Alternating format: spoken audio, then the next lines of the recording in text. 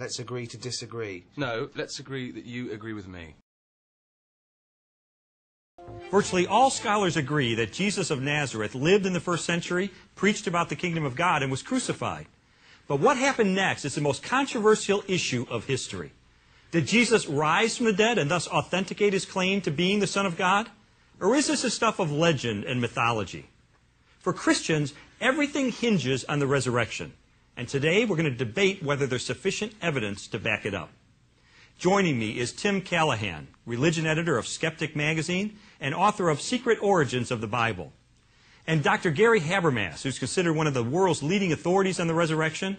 He chairs the Philosophy and Theology Department at Liberty University, has written several books on the resurrection, his most recent being The Case for the Resurrection of Jesus.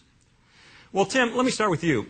In your book, you suggest that the resurrection of Jesus isn't original at all, but it's merely a story that was recycled from earlier mythology and mystery religions. You specifically in your book mention the stories of Osiris, Adonis, and Attis. Could you explain what all this means? Well, the resurrection is, again, there were death and resurrection stories going all the way back, as you said, to Isis and Osiris, and usually in Dionysus, out of Greek mythology, he had his own separate cult, and in all of these, they die an excruciating death of some sort. Dionysus is torn to pieces and eaten by the Titans, and then they arise physically from the dead. So you're saying that this Jesus story then is just a recapitulation of this earlier mythology? Well, not necessarily exactly a recapitulation, but I think that basically the evidence for it is lacking. Okay. Dr. Habermas, what's your response to that? Let's take Adonis. Adonis is probably the ancient god for which we have the clearest data that he was raised from the dead. We have 4 accounts that Adonis was raised. The earliest one is the 2nd century A.D. The other ones are between the 2nd and 4th century A.D. The earliest account we have for Attis is the 3rd century A.D. And while Isis and Osiris, as a religion, was definitely pre-Christian, there is no resurrection in Isis and Osiris. Osiris in particular is not raised. Okay, Tim, how do you respond to that? I would point out that oftentimes the only copies of the myths we have are quite late as far as writings go, but quite often we have some evidence of the myths in the form of pictures on vases of the various mythic characters and the situations of the myths. So we can be pretty sure that they were being told orally a lot earlier. Go ahead, Dr. Habermas. If we're talking about stories on vases or on other reliefs, there is still no resurrection. There are no resurrected gods for which we have influence, for which we have data prior to the 2nd century. Is this an objection, Gary, that you get a lot from scholars, that this is the origin of the resurrection of Jesus is somehow based on or influenced by these earlier mythologies? Well, I've done a count recently of 1,200 sources on the resurrection, everything published since 1975 in German, French, and English. And I went back and I looked how many of these scholars who hold university chairs, for example, how many of them who are not Christians, who do not hold to the resurrection, how many of them would say that in any way the mystery gods are a potential inspiration for Christianity? And I can count the number of skeptics on one hand.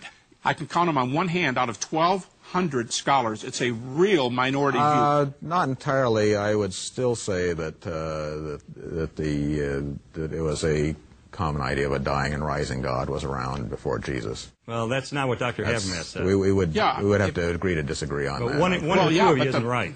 The point is, Tim, if you're gonna hold to a dying and rising God before Jesus, I want to say, where's the evidence? Well, I would say that, first of all, that the myth of Dionysus probably does antedate Jesus.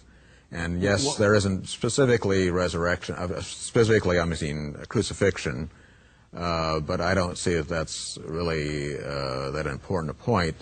They all undergo a horrible, excruciating death. You're going to have to give me a date for the earliest inscription, because Dionysus, I don't know anybody who thinks Dionysus is pre-Christian, not the resurrection portion. Okay, well, All I can tell you is that the myth is that he is torn apart by the Titans, eaten, and he is raised from the dead. What is the date? I don't know I don't know the date of the, as I said, of the original, as far as any writings we have. But I know that with the myths, the Greek myths, most of our Greek myths, we do have from later collections, except we know they were told earlier because we have the vase paintings depicting them going way back in time. But the question is there a resurrection? And since we don't have any resurrection predating the 2nd century all the way to the 4th century, are the earliest ones, 2nd to 4th, we can say, well, maybe there's a resurrection there, but there's no data. There's absolutely no evidence for that position. Gary, what do you see as being the affirmative case for the resurrection? Well, Lee, let me state it this way.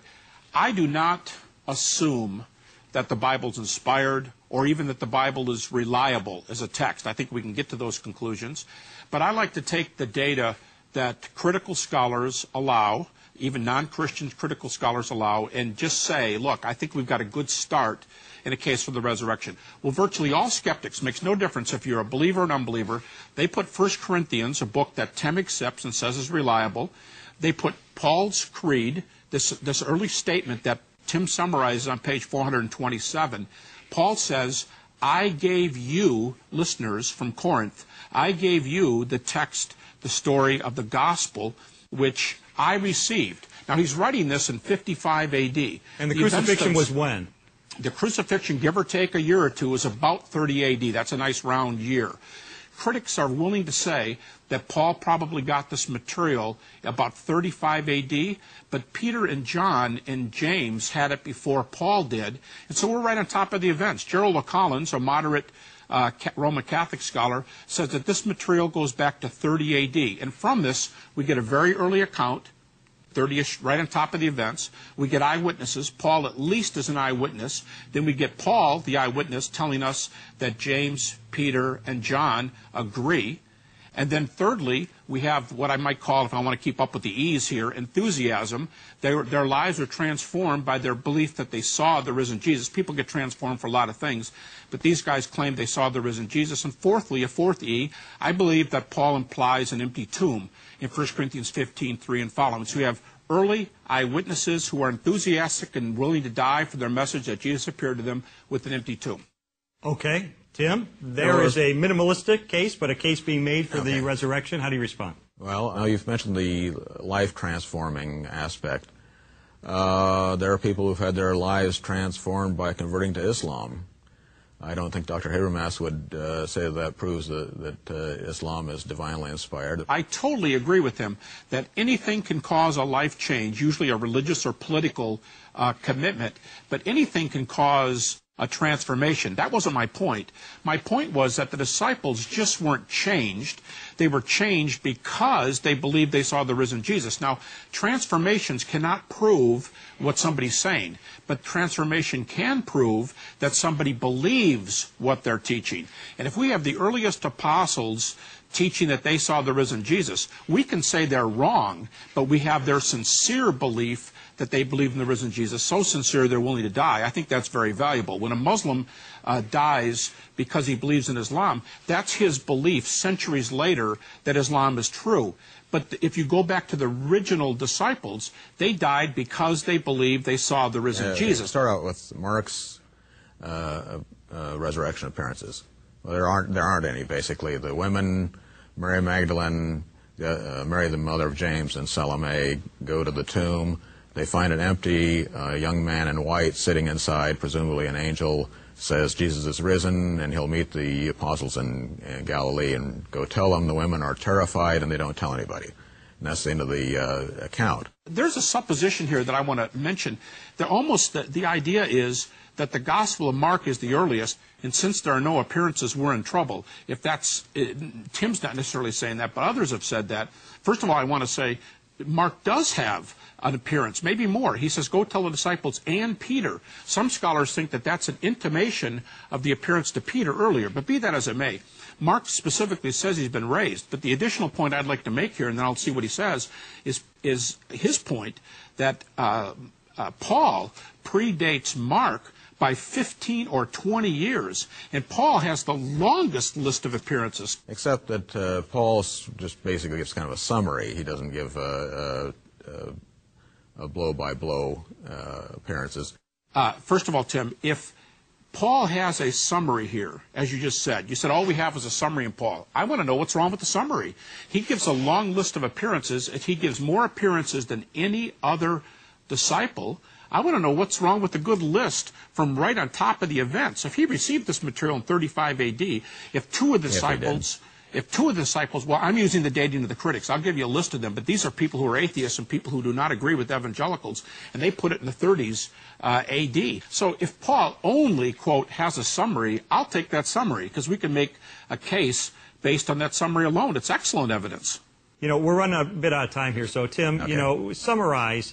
If you were to make a closing statement in 30 seconds to a jury, what would you say? Basically, the statement is that his appearance to the apostles is, Dr. Habermas says there's one in Jerusalem in Matthew, and I say the only one that in Matthew where he appears is to the women, and he appears to the apostles on a mountaintop.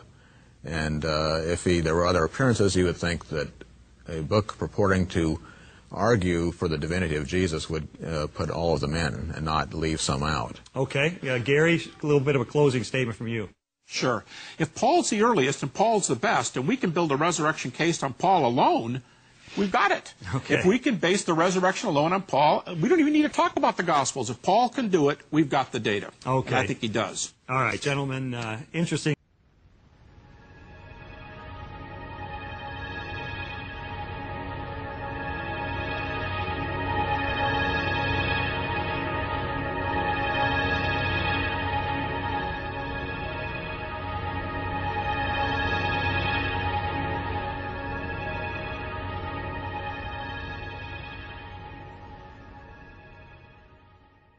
We've got it. You're so wise. But like a miniature Buddha covered in hair.